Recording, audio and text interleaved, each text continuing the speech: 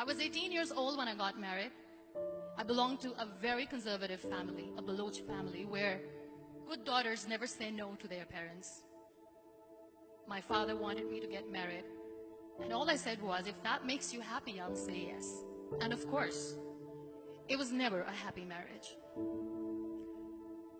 Just about after 2 years of getting married, about 9 years ago, I met a car accident.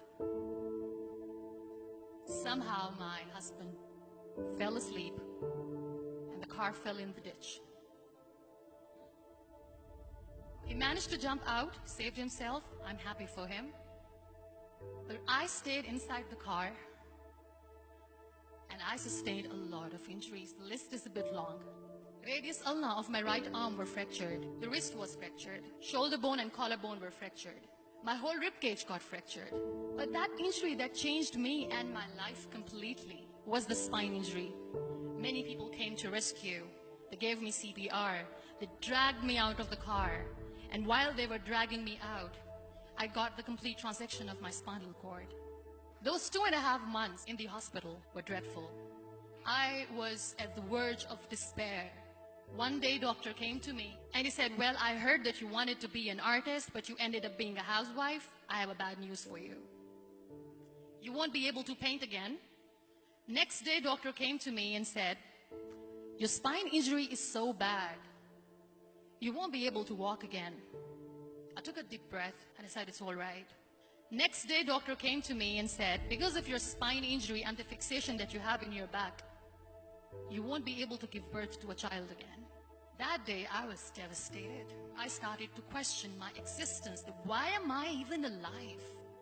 So what kept me going was, one day I asked my brothers, I know I have a deformed hand, but I'm tired of looking at these white walls in the hospital and wearing these white scrubs.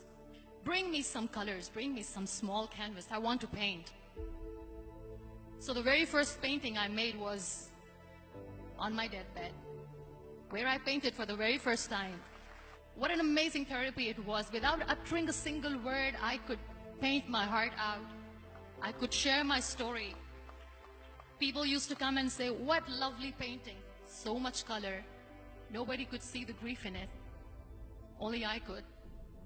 And that day I decided that I'm going to live life for myself. I am not going to be that perfect person for someone. I am just going to take this moment and I will make it perfect for myself. That I'm going to fight my fears. So I wrote down one by one all those fears. And I decided that I'm going to overcome these fears one at a time. You know what was my biggest fear? Divorce. But the day I decided that this is nothing but my fear, I liberated myself by setting him free. And I made myself emotionally so strong that the day I got the news that he's getting married, I sent him a text that I'm so happy for you and I wish you all the best. And he knows that I pray for him today. Number 2 was, I won't be able to be a mother again. And that was quite devastating for me. But then I realized there are so many children in the world, all they want is acceptance. So there is no point of crying, just go and adopt one. And that's what I did.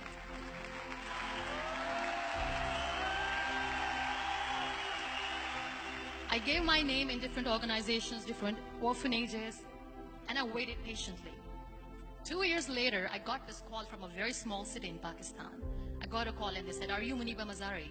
There is a baby boy and would you like to adopt? I could literally feel the labor pain. I said, yes, yes, I am going to adopt him. I am coming to take him home. And that day, I was 2 days old, and today he's 6.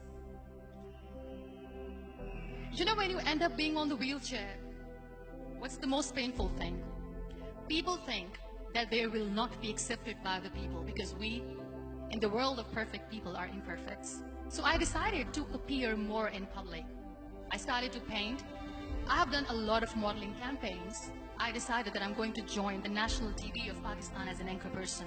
I became the National Goodwill Ambassador for UN Women Pakistan, and now I speak for the rights of women, children. I was featured in BBC 100 Women for 2015. I'm one of the Forbes 30 under 30 for 2016. So when you accept yourself the way you are, the world recognizes you. It all starts from within. We have this amazing fantasy about life. This is how things should work. This is my plan. It should go as per my plan. If that doesn't happen, we give up. I never wanted to be on the wheelchair. Never thought of being on the wheelchair. This life is a test and a trial, and tests are never supposed to be easy. So when you're expecting ease from life, and life gives you lemons, then you make the lemonade, and then do not blame life for that. It is okay to be scared.